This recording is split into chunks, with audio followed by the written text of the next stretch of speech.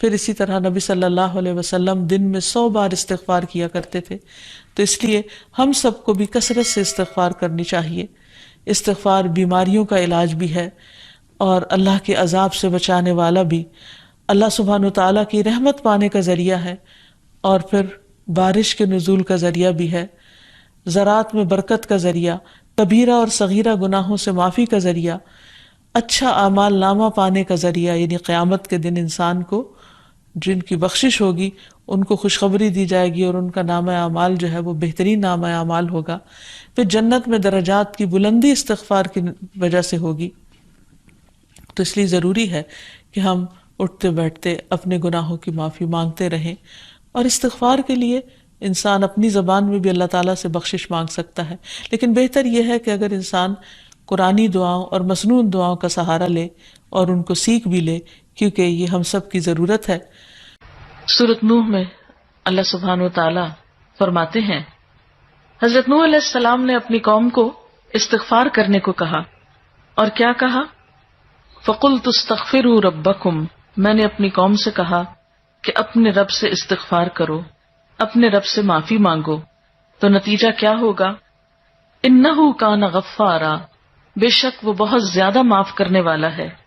يُرْسِلِ السَّمَاءَ عَلَيْكُمْ مِدْرَارًا، تم پر آسمان سے خوب بارشیں برسائے گا، آسمان کو تم پر برسنے والا بنا دے گا. وَيُمْدِدْكُمْ بِأَمْوَالٍ وَبَنِينَ، تمہیں مال اور بیٹوں سے مدد دے گا. وَيَجْعَلْ لَكُمْ جَنَّاتٍ، تمہارے لیے باغات بنائے گا. وَيَجْعَلْ لَكُمْ أَنْهَارًا، اور تمہارے لیے نہریں جاری کر دے گا.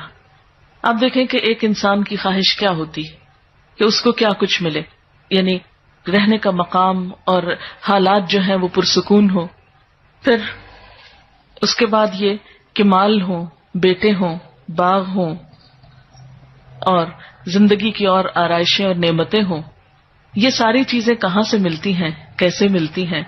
استغفار سے ملتی ہیں.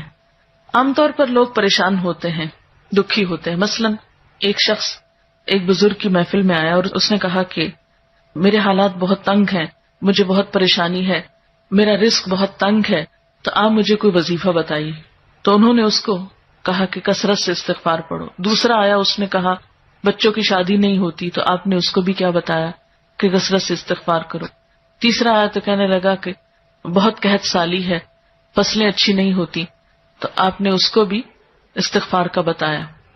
تو کسی نے ان سے پوچھا کہ بھائی 3 لوگ آپ سے 3 ڈفرنٹ مسئلے لے کر آئے ہیں، اپنی پریشانیاں لے کر آئے ہیں، آپ نے تینوں کو ایک ہی چیز بتائی ہے. تو اس پر انہوں نے یہی سورۃ نوح کی آیت پڑھ کر سنائی کہ دیکھو یہ قرآن میں اللہ کا وعدہ ہے، اور اللہ کا وعدہ سچا ہے. اللہ تعالیٰ کی بات سے بڑھ کر سچی بات کس کی ہو سکتی ہے؟ ہمارے پڑھنے میں کمی کوتاہی ہو سکتی ہے، لیکن اللہ کی بات میں کوئی شک نہیں. ذالک الکتاب لا ریب فیہ، یہ وہ کتاب ہے جس میں کوئی شک نہیں. لیکن یہ ہے کہ بعض اوقات ہم خود پڑھنے میں کوتاہی کر دیتے ہیں.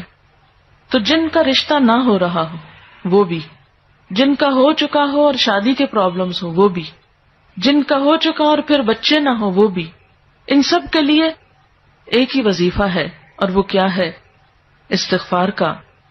پھر اسی طرح ایک اور جگہ پر ایک اور پیغمبر نے اپنے لوگوں سے کہا وَاسْتَغْفِرُوا رَبَّكُمْ ثُمَّ تُوبُوا إِلَيْهِ إِنَّ رَبِّي رَحِيمٌ وَدُودٌ، اپنے رب سے معافی مانگو اور اس کی طرف پلٹ آؤ، بے شک میرا رب رحیم ہے اور اپنی مخلوق سے بہت محبت رکھتا ہے. یعنی جب کسی بندے پر کوئی تکلیف آتی ہے تو ایسا نہیں کہ اللہ تعالیٰ اس پر خوش ہوتے ہیں اور جان بوجھ کے ستانا چاہتے ہیں بندوں کو. اللہ تو بندوں کے حق میں بہت مہربان ہے. پھر سوال یہ پیدا ہوتا ہے کہ تکلیف آتی کیوں؟ اگر وہ ہم سے محبت کرتا ہے اور وہ بہت مہربان ہے. تو بات یہ ہے کہ کچھ چیزیں ہم اچھے حالات میں سیکھتے ہیں اور کچھ چیزیں ہم ہارڈ شپ سے سیکھتے ہیں. کچھ نعمتوں کی قدر ہم اچھے طریقے سے ویسے ہی کر لیتے ہیں، اور کچھ چیزوں کی قدر ہمیں اس وقت آتی ہے جب کوئی مشکل پیش آتی ہے. آپ دیکھیے کہ اس کی مثال یوں ہی ہے کہ جیسے کچھ کھانے آپ کچے ہی کھا لیتے ہیں، جیسے فروٹس وغیرہ ہیں، آپ کو پکانے کی ضرورت نہیں ہوتی، لیکن کچھ کھانے آپ کو پکا کر کھانے ہوتے ہیں. اسی طرح زندگی میں کچھ حالات ایسے ہوتے ہیں کہ جن میں آپ آرام سے سیکھ جاتے ہیں، یا کچھ باتیں آپ کو بغیر کسی مشکل کے سمجھ میں آ جاتی ہیں، لیکن کچھ باتیں آپ کو مشکل آنے پر سمجھ آتی ہیں. اور جس طرح انسان پختہ اور میچیور ہوتا ہے مشکلات میں، آپ نے دیکھا ہوگا کہ جو بچے ہارڈ شپس میں پلتے ہیں وہ بڑے ہو کر ان میں اسٹیمنا زیادہ ہوتا ہے، لیکن جو بچے بہت نعمتوں میں اور نازوں میں پلتے ہیں وہ اتنے بہادر اور اتنے ہمت والے نہیں ہوتے.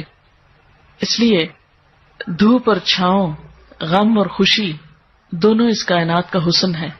دن اور رات ایک بہت بڑی نشانی ہے ہمارے لیے. تو اس لیے جب تکلیف آتی ہے تو اس موقع پر انسان اللہ کی طرف زیادہ رجوع کرتا ہے، اللہ کو زیادہ یاد کرتا ہے، زیادہ ذکر کرتا ہے، اور اس طرح انسان کے گناہ دنیا میں ہی معاف ہونے لگتے ہیں. ایک اور جگہ پر آتا ہے وَأَنِ اسْتَغْفِرُوا رَبَّكُمْ ثُمَّ تُوبُوا إِلَيْهِ يُمَتِّعْكُمْ مَتَاعًا حَسَنًا، اور یہ کہ تم اپنے رب سے معافی چاہو اور اس کی طرف پلٹ آؤ تو وہ تم کو اچھا سامان زندگی دے گا.